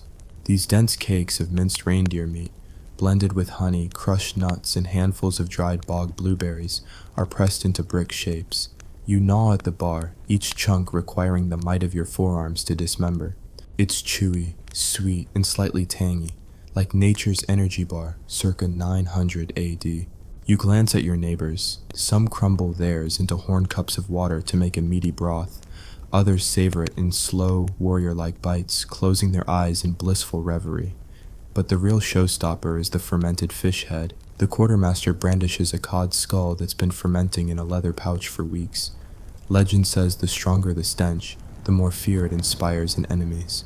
You pinch your nose, brace yourself, and take a ceremonial nibble of the yellowish cheek meat. It slaps your taste buds like a dead fish sock, pungent, ammonia-rich, borderline toxic. Yet somehow, you find it exhilarating. You wipe your lips, hair stiff with brine, and pass the head to the next warrior who dares defy sensory death. Between bites, you patch up armor, oil your sword hilt, and recount tales of last night's battle plan. Snippets of skaldic verse float across the deck, punctuated by the occasional heave of the oar. Every now and then, the lookout cries, "Land ho!" which sends a ripple of excitement through your gut, partly because you're almost there, and partly because some warriors actually got seasick and need dry land, and a change of trousers. As the ship draws into enemy waters, the cook's apprentice slides out with a simple ration. Oat cakes wrapped in grease paper-style leaves, smeared with a dab of herb-infused butter. They're small, no more than the size of a puck, and crumbly, but the butter melts on your tongue like a dream. It's a reminder that Vikings appreciated small luxuries. Butter not for breakfast, but for lubrication of shields, and occasionally lips. Finally, as the prow grazes the beach, the last ration emerges. Horned cups of barley grog, weak enough to gulp without falling off the deck. It's boiled ale, spiced with caraway and flecked with pine tip needles, their guiltiest pleasure before unleashing havoc. You down it, warming your core, and feel the final surge of readiness, your stomach full, your blood buzzing, and your inner berserker almost fed. The war horn sounds, shields are drawn. You tighten your belt, steady your blade, and take a deep breath. Salt, smoke, and sky are still clinging in your mouth. Your gut may grumble, but it's packed with the fiercest Viking staples: whale blubber, blood pudding, fermented fish, and berry-laced jerky. With that motley arsenal inside you, you're ready to charge screaming into battle. Just hope your stomach holds together long enough to split some helmets. Part 2, complete. Stick around for Part 3, the post-raid feast and the horrifying aftermath of Viking victory snacks. The fires of conquest still smolder on the shore as you and your fellow warriors strip off blood-soaked cloaks and wipe seawater from your shields. Victory tastes of salt, sweat, and spilled mead, but your belly's growl reminds you that the work isn't over. Part 3 of our pre-battle saga, the reclamation feast and how Vikings refueled when the fighting stopped. You step onto the beach, boots crunching over sand spattered with blood and broken oar shafts. The cook's tent rises nearby, smoke billowing like a guiding torch. As adrenaline ebbs, hunger crashes in waves. You eye the steaming cauldrons of post-raid porridge, barley grains mingled with clotted goat's milk, diced salted pork, and a handful of scavenged root vegetables. You dip your wooden spoon and draw up a thick, creamy slop that coats your gut like soft chainmail. It tastes of home, hearth, and hard-won spoils, and you shovel it in, ignoring the bits of grit from the beach embedded in the grains. Survival demands pragmatism. You don't pick or spit crumbs. Beside the cauldron, a roasting spit turns a plucked seabird, likely a gull captured moments before landing on your shoulder. Its yellowish fat drips into coals, sending fragrant smoke spiraling skyward. You snag the still hot carcass, tear off legs and wings, and gnaw ravenously at sinewy dark meat. The skin crackles between your teeth, and you flap your arms in exaggerated squawks, eliciting laughter from comrades still soaked in battle lust. You catch a whiff of the meat's brine-tinged tang and savor each chewy bite. Next, you move to the bone pit, where fresh stag antlers rise like monolithic trophies. Underneath, monstrous hindquarters hang on poles, sides scored with flint knives. You slide beneath one slab of meat, pry it free with a hooked blade, and cradle it like a truncheon. You slice off chunks, perfect medallions, and hand them to an attendant who grills them over hot coals. As the meat sears, you take a swig from your horn of strong ale, letting foam trickle down your beard. Beer and meat form the primal duet. One washes down, the other fuels up. You bite into the stag steak, juices bursting with wild herb marinade, juniper berries, wild garlic, and a smear of honey from a stolen hive. The flavors dance, sweet, piney, pungent, each note reminding you that Vikings were more than axe-wielding barbarians. They appreciated nuance, or at least brute force nuance. You pass plate after plate of seared meat to the line of warriors, each greeting you with appreciative nods and guttural "skull." You grit your teeth around a mouthful of sinew and return the salute. Between mouthfuls, you spy a cauldron of sea urchin stew simmering at the fire's edge. The bristly orbs float in a golden broth of bone stock and congealed blubber. You ladle some into your horn and tip it back. The brine-rich goo slides down your throat in warm, sticky ribbons. A shiver of disgust and delight ripples through you, disgust at the texture, delight at the calories. Vikings are nothing if not opportunistic. If it's edible and moves, or once did, they'll cook it. As the sun climbs higher, the feasting continues with platters of boiled tubers, turnips, parsnips, and small potatoes traded with trading partners from across distant sands. You slice a roast turnip in half, revealing a white interior, stained faintly purple. You dab the molten center with seal fat butter and bite in. The sweetness cuts through the carnality of meat and marrow, a rustic palate cleanser before the next onslaught of flesh. Nearby, an apprentice smith is busy repurposing broken weapon parts into cooking utensils. Tines of shattered tridents become skewers. Bits of shield rim turn into ladles, and battered helm cheek guards serve as shallow pans.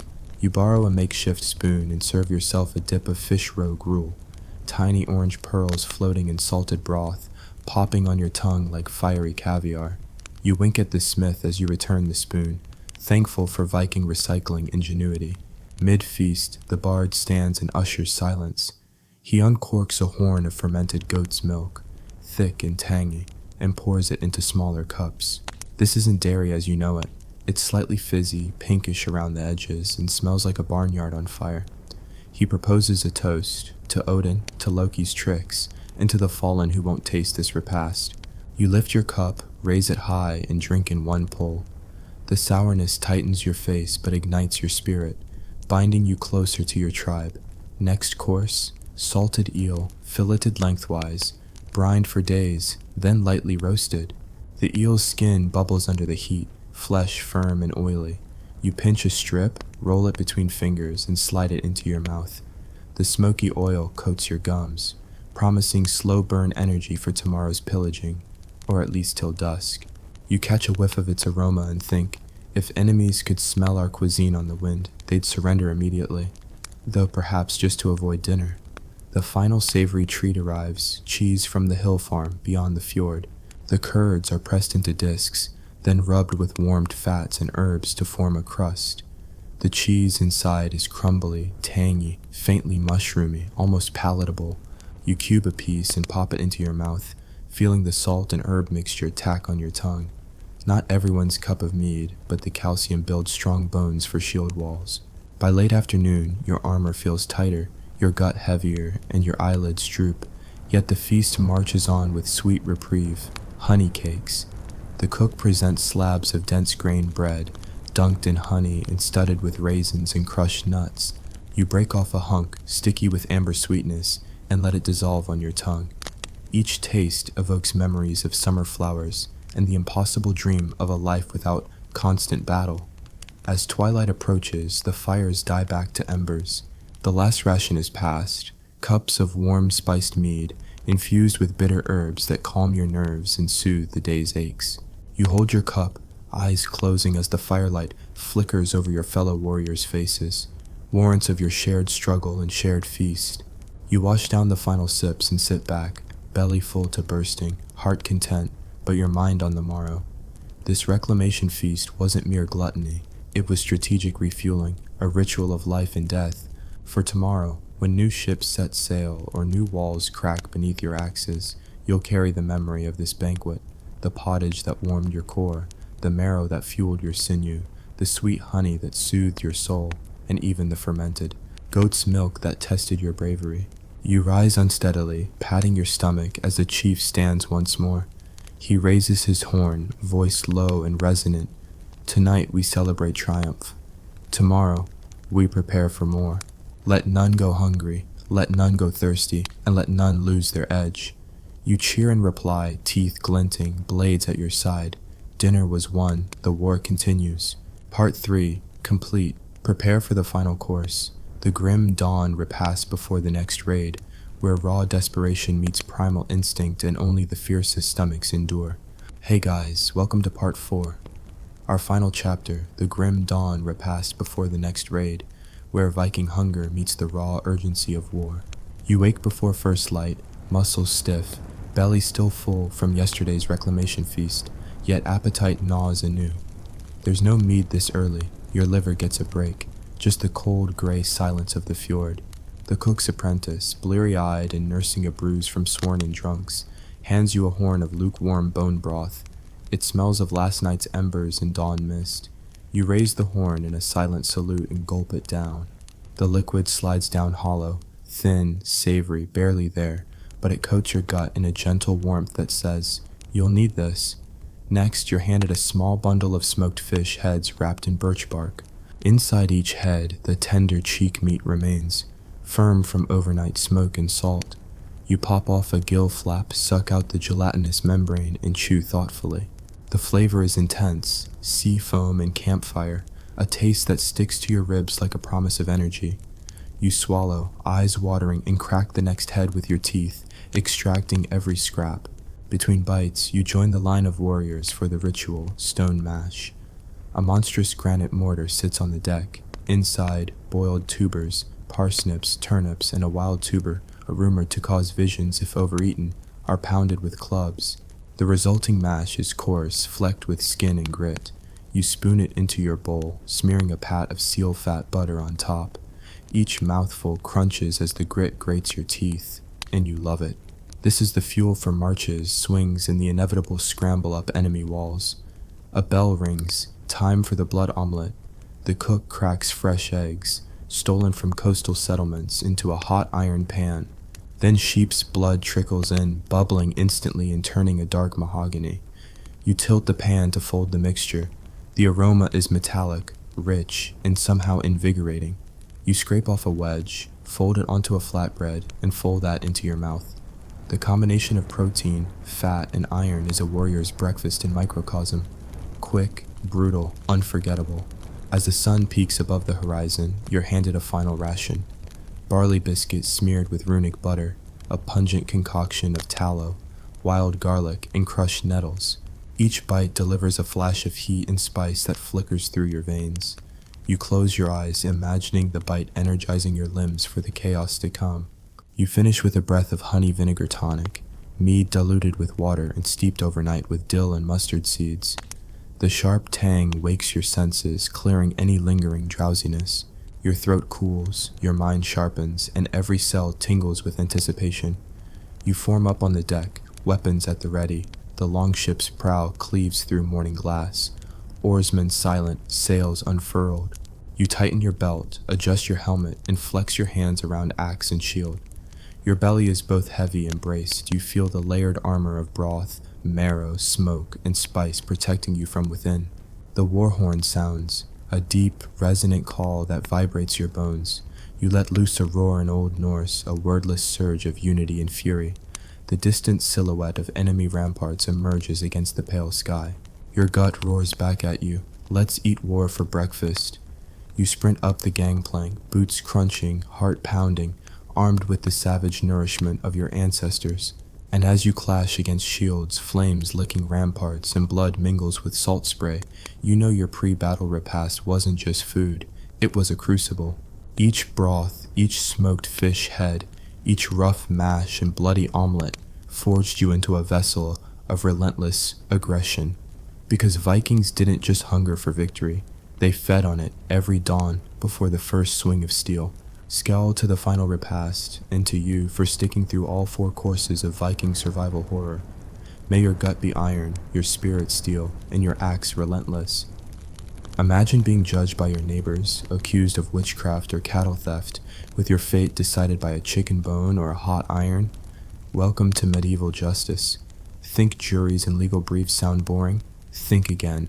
Hey guys, today we're diving into the twisted world of medieval court trials, where logic often took a holiday, superstition ran the show, and innocent until proven guilty was a concept as foreign as indoor plumbing. Strap in for a roller coaster ride through oaths, ordeals, and outrageous punishments. You stand in the great hall of Lord Aldrich's manor, a draft swirling your tunic as villagers press around you like flies at a corpse. Torches gutter against wooden beams, casting long, jittery shadows.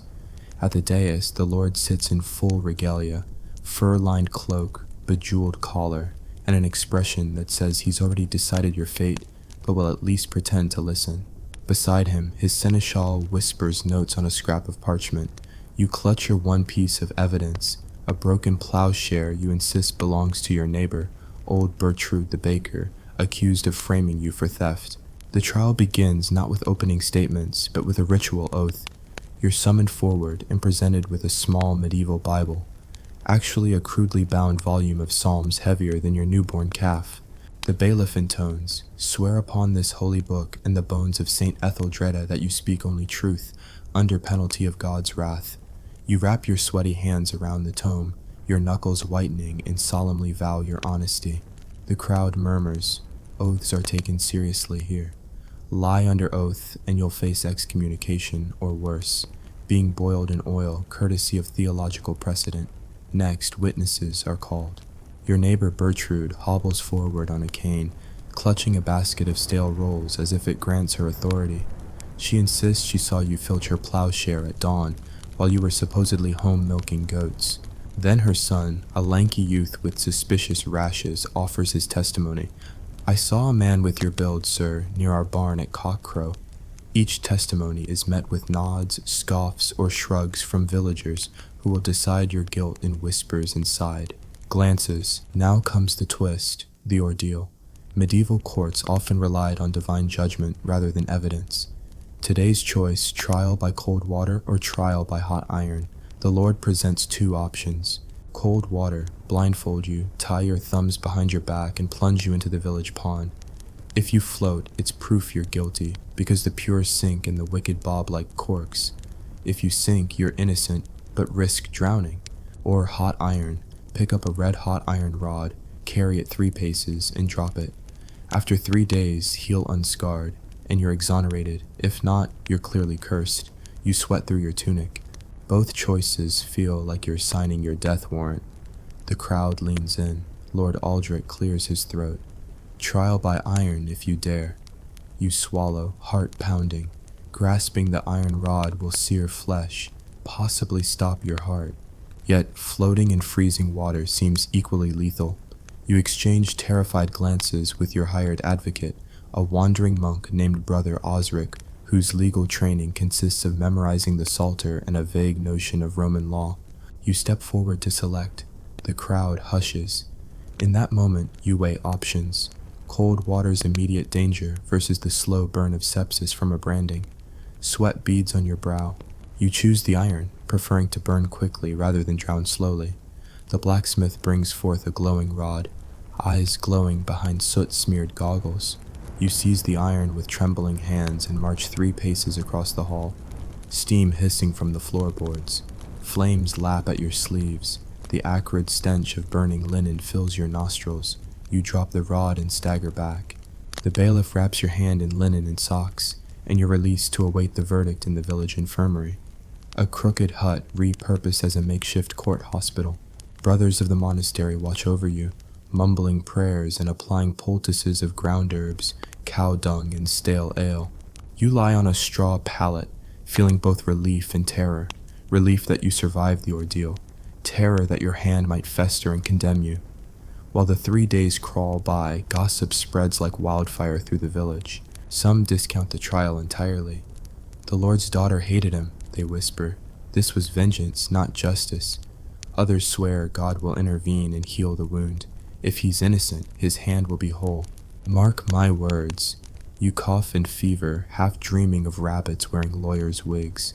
Meanwhile, Bertrude the baker hosts a celebratory pie feast, presuming your condemnation, while you struggle to lift a spoon. On the 3rd dawn, you present your hand before Lord Aldrich's dais. The crowd gathers, curiosity gnawing at every lip. The linen bandage is removed with ceremonial flair. You blink in the torchlight, and see, the burn is not fully healed. Flesh is raw, scar tissue forming, infection creeping. A collective gasp echoes. The bailiff declares you guilty by divine verdict no less. The Lord slams his gavel, a wooden mallet shaped like a tiny mace, and pronounces sentence, public flogging at sunrise, then banishment beyond the shire. You're dragged to the stocks, villagers pelting you with rotten vegetable scraps as you endure lash after lash of birch rods. The pain is brutal, each strike splitting skin and dignity. Children cheer, old men nod approvingly. You count strokes to distract yourself, 7, 8, 9, until darkness descends and guards haul your battered body away. At dawn, you're given one final humiliation, a sack over your head, and marched to the edge of the village, where you're severed from home, hearth, and hope. And that, dear viewers, is part 1 of medieval court trials. A whirlwind of oaths, witness credence, divine ordeals, and grim punishments. Part 2 will plunge into the curious case of witchcraft trials, complete with dunking stools, devil's marks, and more baked-toed justice. Stay tuned to learn why medieval courts might as well have been comedy of horrors. Welcome back to part 2 of our medieval courtroom nightmare, where logic takes a holiday and superstition writes the verdicts. In this chapter, we'll explore the outrageous world of witchcraft accusations, trial by ordeal's second act, and why your neighbor's cat might be the key to your freedom. You wake in the village infirmary, still sore from your hot iron ordeal and sporting a hand that resembles a lasagna noodle. Brother Osric, your trusty monk advocate, bursts in with a wild look. "There's been a development," he gasps. "Word has spread that Bertrude the baker's cat, Sir Whiskers, has been acting suspiciously. Rumor has it the cat hissed at the Lord's daughter, who promptly fell into a coughing fit. Aha! Perfect scapegoat for the failed iron trial. Bertrude now faces witchcraft charges, and Brother Osric believes your case might get overturned if you testify, provided you survive long enough to reach the courtroom. The next morning, you're led, still bandaged and bruised, into the great hall once more. The crowd has swelled, curious onlookers, pitying widows, and the ever-present handful of village gossips ready to pounce on fresh scandal. The dais is decked in new pageantry, tapestries depicting saints, Michael slaying dragons, tables piled with evidence, mostly cats, rat tails, and suspicious herbs, and a new face on the bench. Lady Rowena, the Lord's niece, recently appointed Witchfinder General. Lady Rowena, clad in wolfskin trimmed with fox fur, eyes you from behind a veil of lace. She flicks her wrist at a table heaped with oddities, frog bones, quartered rabbit skulls, bezoar stones, and a small iron comb, said to tear the devil's hair from a bewitched scalp. "This is the instruments of witchcraft," she declares. "If you're innocent, you'll wonder why a baker needs such items. If guilty, these are your tools of damnation." First, Lady Rowena conducts a witch's familiar examination. Bertrude's poor cat is dragged in, yowling, while villagers point and clutch their crosses. They prod Sir Whiskers with feathers, looking for cloven hooves or infernal purrs. A local child proclaims the cat's tail too bushy and demands it be cut off lest it hide devil teeth. You cringe. Your own cat Spotty has been missing since dawn. Coincidence? Probably. Next, the court moves to trial by water, cold water round 2.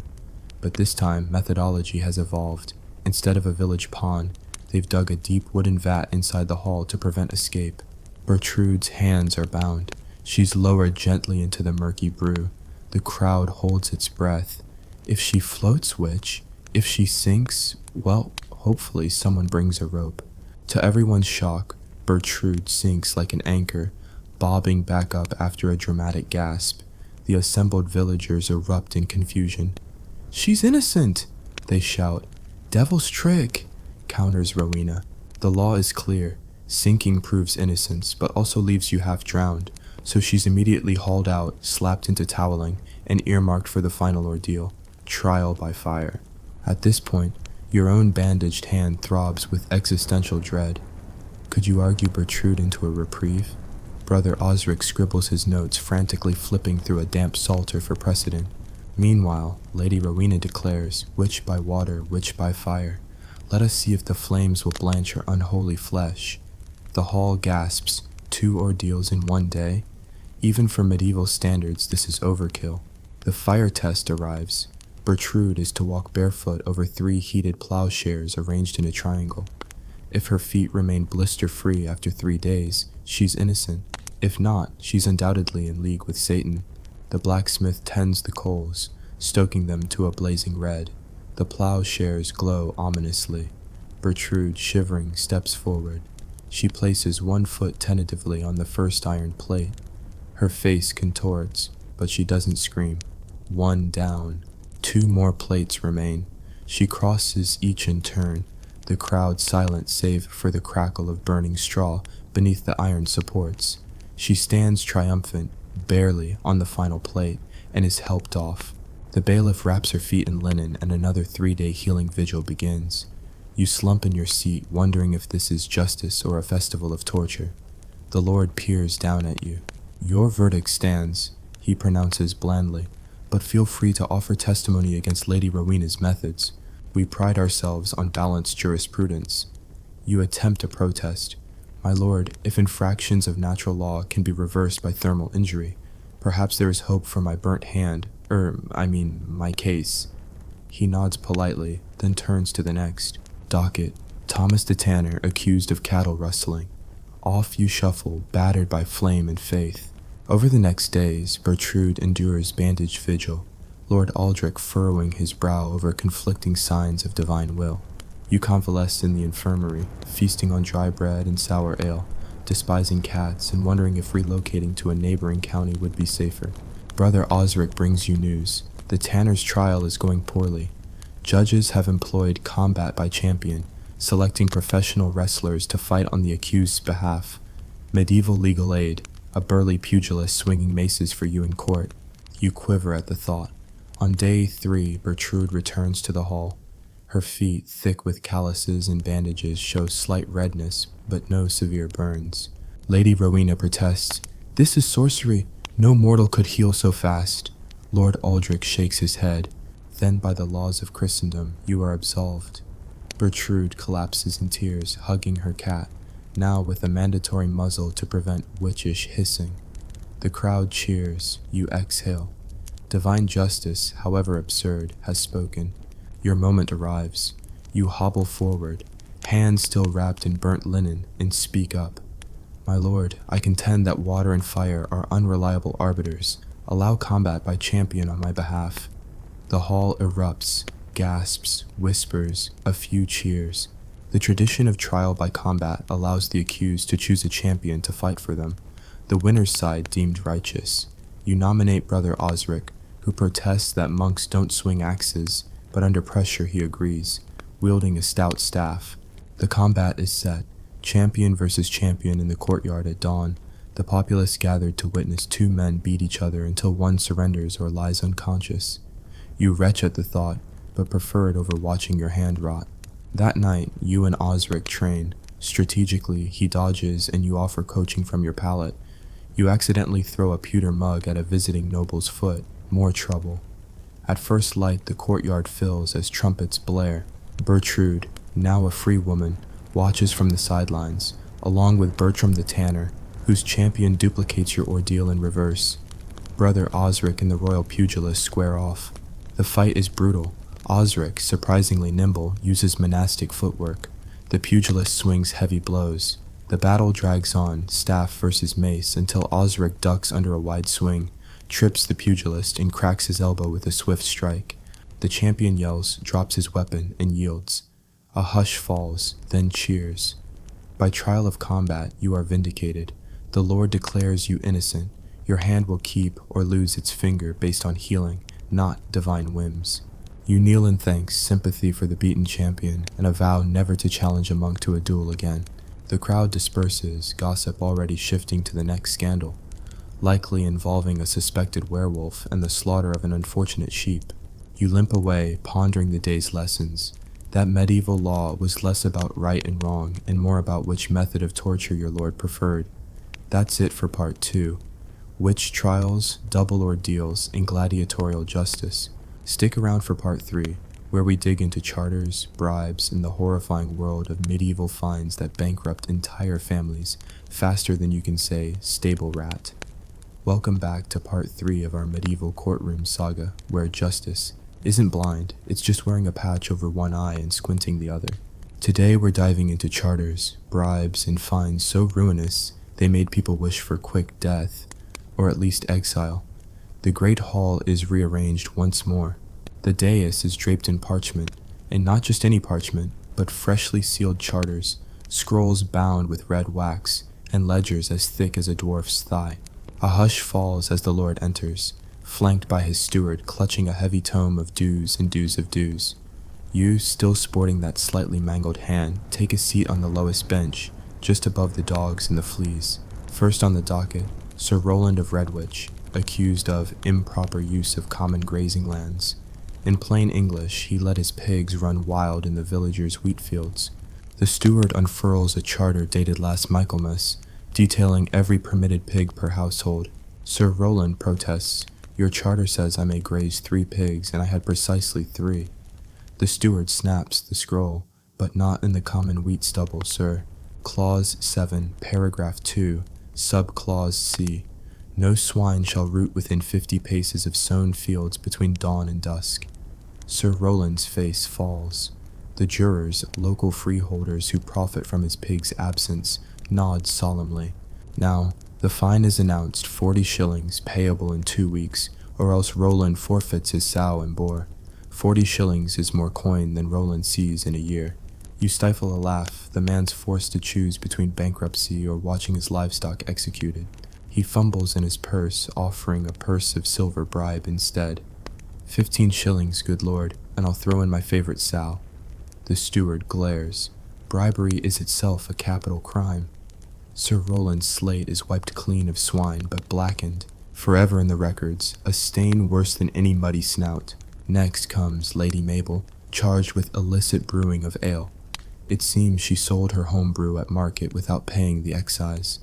The steward brandishes another charter, the Crown's own decree on ale duties. Lady Mabel shrugs. I give freely to the poor and fed many a hungry man. The steward counters. Charity doesn't exempt you from the king's coin. The fine. A barrel of ale for the lord's manor, plus 20 groats. Lady Mabel tries to plead poverty. Her lands took a hit last winter, but the steward shakes his head. Either deliver the ale, or we deliver the ale tax to your lands with a crew of bailiffs. At this point, you realize medieval courts love two things: reading charters aloud in agonizing detail, and slapping on fines that would starve an entire family. You whisper to Brother Osric, who nods gravely. The cure, he murmurs, is a gift to the steward. Translation: bribery, but dressed up as a token of goodwill. You tuck a silver groat into your palm, ready for your turn. Your case is called attempted plowshare theft. The steward recites the original theft charge, comments on your failed iron trial, and mentions your champion's victory. Some credit at last. He flips to the ledger. Under the statute of misdemeanors, one who fails the ordeal is subject to a fine equal to the value of the attempted theft, plus the cost of the ordeal. The plow share is worth 2 groats. The iron ordeal cost 5 shillings. Total, 5 shillings and 2 groats. That's enough to buy a poor man's dowry, or feed a family for a month. You swallow, counting your remaining coins. 5 shillings will leave you coinless. You can already picture scrawny beggars pitying you more than your own neighbors. Then you remember Osric's advice. As the steward closes his book, you step forward, discreetly releasing the groat into his waiting palm. The steward's quill pauses mid-air, then he smiles, just enough to reveal tobacco-stained teeth. Consider the fine paid, he intones. You bow, and he rips a scrap of parchment. Receipt of forfeited charges, case number 37. You pocket the receipt in your dignity, albeit with a crumple. Before you can catch your breath, the clerk calls the next case. Master Geoffrey, accused of selling underweight bread. A dozen villagers clutch loaves, waving them like battle standards. The steward reads the weights and measures charter, airtight as a tomb. Geoffrey's defense: my scales are blessed by the village priest. The steward retorts: divine blessing doesn't balance scales. The fine: flour to rebake 1,000 loaves. Geoffrey curses, tears at his tunic, and withdraws in ruin. As twilight nears, the final spectacle unfolds. Trial of the debt. 2 merchants, one from the next county, dispute repayment of a loan.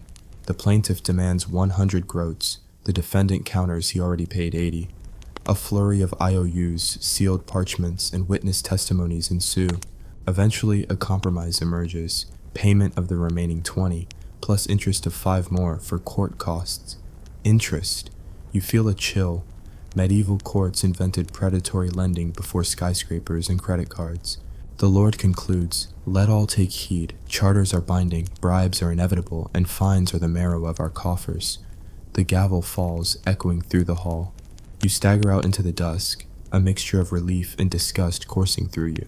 Villagers count their losses, merchants tally their gains, and you clutch your bruise-scarred hand, vowing to memorize every clause in the charters, or at least find a sympathetic steward.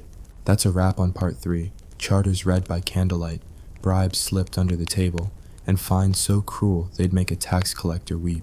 Join us for part 4, where we'll expose the final horrors, the role of the church in meting out justice, sanctuary loopholes, and why you'd be safer at sea than inside a cathedral if you ever offend a monk with a grudge. Part 4, the grand finale of medieval justice, the church's iron grip on your fate, sanctuary loopholes that might save you, and why a monastery could be both your prison and your refuge. The great hall has quieted, torches gutter low as dusk seeps in. Today, the high point isn't a lord's gavel, but the bishop's mitre. because ecclesiastical courts hold the ultimate power. You shuffle in, still bruised, wallet lighter, but oddly fascinated. The judge this time is Bishop Anselm, draped in robes so ornate they'd shame a peacock. He surveys the crowd from an elevated pulpit, wafer in one hand, crozier in the other, ready to pronounce both spiritual and temporal penalties. First up is the case of Brother Waldrick, accused of heresy, specifically questioning the sanctity of relic veneration. The church's holy relics, bone fragments, bits of cord, even a tooth or two, are the bedrock of fundraising and faith. Waldrick dared suggest that praying to a saint's toe fragment might not actually heal your gout. For this sacrilege, he faces excommunication and secular penalties. The bishop summons a relic, a tiny phalanx said to belong to Saint Ethelbert, enshrined in a silver reliquary. Waldrick must kneel, kiss the reliquary, and swear eternal fealty to church teachings. He trembles, presses his lips to cold metal, and utters the oath. The crowd prays as the bishop decrees, "You are absolved, provided you recant in public and pledge your tithes anew. Fail this, and you'll be branded an outcast." Waldrick bows, trembling. He will live, but under the church's watchful eye, every sermon a trial. Next, we witness the notorious sanctuary loophole. A man bound in chains is dragged before the bishop's court, Thomas the forger, who counterfeited the Lord's seal on a land grant. He should face hanging, drawing, and quartering, no questions asked. But as his captors near the cathedral steps, he clutches a column and utters the word sanctuary. By church law, anyone who reaches consecrated ground can claim asylum for 40 days. The guards hesitate. The bishop leans forward. "Let him be," he intones. "He may reside here in penance, seeking forgiveness through prayer and alms." Thomas slumps on the cold marble floor, secure for now, but chained to vows of perpetual service, bell ringing, grave digging, alms bowls, and endless confession. The cathedral becomes his gilded prison. You shift uncomfortably. Sanctuary sounds noble until you realize you could be trapped in endless penance, beaten by guilt and candle smoke. You make a mental note. If you ever botch a trial, aim for the abbey steps, not the gallows. The bishop's next decree shocks the hall. All debtors who seek sanctuary shall be transferred to secular custody if they cannot repay within 40 days. A murmur rises. Sanctuary no longer guarantees safety from creditors. Merchants cheer, debtors panic. You glance at your meager purse and wonder if sanctuary even helps you at all. Now, the most absurd spectacle, penance by public performance. A young woman, Isolde the spinner, stands accused of slander, telling rumors that the reeve's wife dipped her hair in goat's milk to appeal to rams. The offense is gossip, but gossip can topple reputations. The bishop decrees her penance. She must don a dunce's cap, sit on a stool in the market square for 3 days, and recite 7 Our Fathers and 7 Psalms each sunrise and sunset. Failure to recite with proper volume incurs flogging. Isolde accepts, her punishment less brutal than iron or fire, yet infinitely more humiliating. She'll spin yarn by day and recite prayers before curious, mocking crowds. You pity her but marvel at the church's creativity in punishment. Finally, the bishop addresses his most perverse power, indulgences. He announces a limited time forgiveness jubilee. For a small donation of 2 groats, one's sins are washed clean as a newborn babe's soul. The crowd fumbles for coin. Murmured sins of trespass, blasphemy, and petty theft get wiped away with the clink of a coin in the alms box. You swallow, balancing guilt and coin purse, and drop a groat. Your own get-out-of-sin ticket. You feel lighter, spiritually bankrupt, yet paradoxically free. As the service ends, Bishop Anselm raises his chalice of consecrated wine. Let this be a lesson. God's mercy and the church's justice reign supreme. The crowd kneels, murmuring Amen, though many sneak sideways glances at their empty purses and bruised egos. You depart the cathedral into the cool night, mind spinning. Medieval justice was a tapestry woven from secular law, divine will, and church fiat. Trials by water and iron, fines that impoverished families, charters that read like labyrinthine traps, and ecclesiastical courts dispensing penance, sanctuary, and indulgences, each a tool to control bodies, beliefs, and wallets. So, what were medieval court trials really like? They were equal parts theater, torture, and theology, where survival meant mastering oaths, loopholes in the art of bribery. You might emerge innocent, excommunicated, or chained to a monastery, acquitted by combat, condemned by superstition, or absolved by coin. The only certainty? You'd leave scarred, physically, spiritually, and financially, haunted by tales of gilded relics and the bishop's iron tongue, fade out on candlelight, dancing across stone walls, the echo of chanting monks trailing into silence, and the faint clink of coins in the bishop's collection plate. Medieval justice, a nightmare you couldn't wake from, but one hell of a story to tell.